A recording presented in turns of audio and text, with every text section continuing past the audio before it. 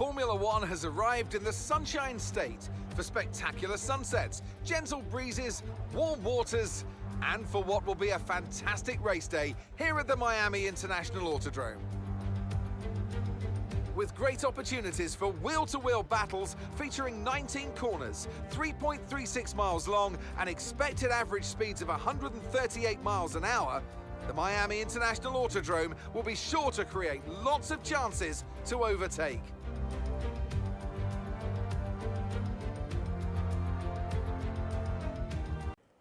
Welcome racers, this is Badgerman and these are the first impressions of Miami. I'm going to try the last to first challenge. Before we get started, well, we are getting started already with the start here, but big thanks to EA and Codemasters for giving me the opportunity to provide some footage early of the Miami International Autodrome. And I gotta say, it's a beautiful circuit, in case you're wondering. Damage is off, by the way. It's a beautiful circuit. We have the Hard Rock Stadium here on the right, and the first sector here, first sector of corners, is incredibly beautiful. Very long, sweeping corners, and yeah, the AI as feisty as ever, but a wonderful track. The feeling is there, the vibes, the palm trees all around the circuit. It makes it feel like Miami as we're battling here with Alex Albon over P13. Last to first challenge, as I said. Will we be successful? That is the question. And who's going to win this race if we won't? As we're heading into the heavy braking zone here now. The twisty bits, turns 11 to 16. And yeah, this right here caught me a bit by surprise. So much so I went into the back of Yuki Tsunoda and slightly cut the corner there. But we do get the position as well. In case you're wondering, yeah, corner cutting is also set to regular. But my goodness, what a beautiful circuit it is. I really, really like this. You see the Hard Rock Stadium there on the left, sort of hidden by the standings. But, I mean, driving around a stadium that massive. I mean, this is where the Miami Dolphins play every single of their home games, usually 8 or 9. It's not going to be more than that. They don't make the playoffs. There it's to the right again. We head into turn 1. That was one lap already, so right-hander here. The corner is tighter than it looks on the track map. We run into the back of Latifi, trying to cause a safety car here. No, Michael, no. And he turns in on us. He really wants that safety car, I think. But, yeah, I mean, this is where the fake marina is, by the way, here to the left, to the inside. That's where the fake marina is. And I gotta say, regarding Miami, the fake marina in-game isn't actually a fake marina. The marina in-game is real, or looks real, and therefore much more real than the fake marina does. It's actually got real water, well, digital water, but you get the idea. It's got digital water. It looks really good. I actually took a screenshot in-game of that fake/real marina, and it really looks better than the original. So take a bow, Codemasters, for that as we get our way past George Russell. Unfortunately, he'll get us back right here. One thing I found interesting is the game handling. You notice that I do struggle a bit here and there. I think one thing that holds me back, I actually had to, for this game, go back to full traction control, which I never thought I would have to, but yeah, the physics have changed. I had to go back and I have to relearn a couple of things. Maybe me playing GT7 all the time, check out some of my other videos, maybe helped that a little bit, that I was on a completely different game, and so now I have to get back into F1. But yeah, I've been struggling a bit, but we're trying to get George Russell here for P9, and it's just a gorgeous, gorgeous track, and a really flowing track as well. For those of you who are more graphically inclined, I think it looks stunning. It looks spectacular. There's the stadium again on the left. But for those of you who are more just into the racing like I am usually, like this is one where I really went, whoa, this looks gorgeous. It has character. But if you're into the racing and only the racing, this track has something. This part here, again, I call it the twisty bits, turns 11 to 16. This is, I think, 14 and 15 right here. And then here comes turn 16.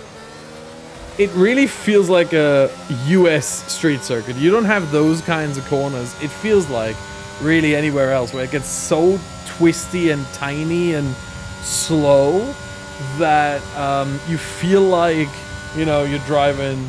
It reminds me a bit of the Nashville circuit. If you have watched IndyCar, if you haven't, you missed out. If you have watched IndyCar, the Nashville circuit that debuted last year in IndyCar, that felt similar around certain parts. Obviously, this is a grade 1 track and Nashville is not.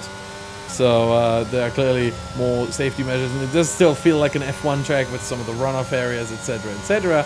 But the twisty part there really, really feels like an American street circuit. And it makes it feel really, really cool, really special that you have these different characteristics, different sections of the track that really feel different as well. And so a lot is asked of every single driver that tries to tackle this track, as we're trying to get past Valtteri Bottas, who found himself now in the Alfa Romeo.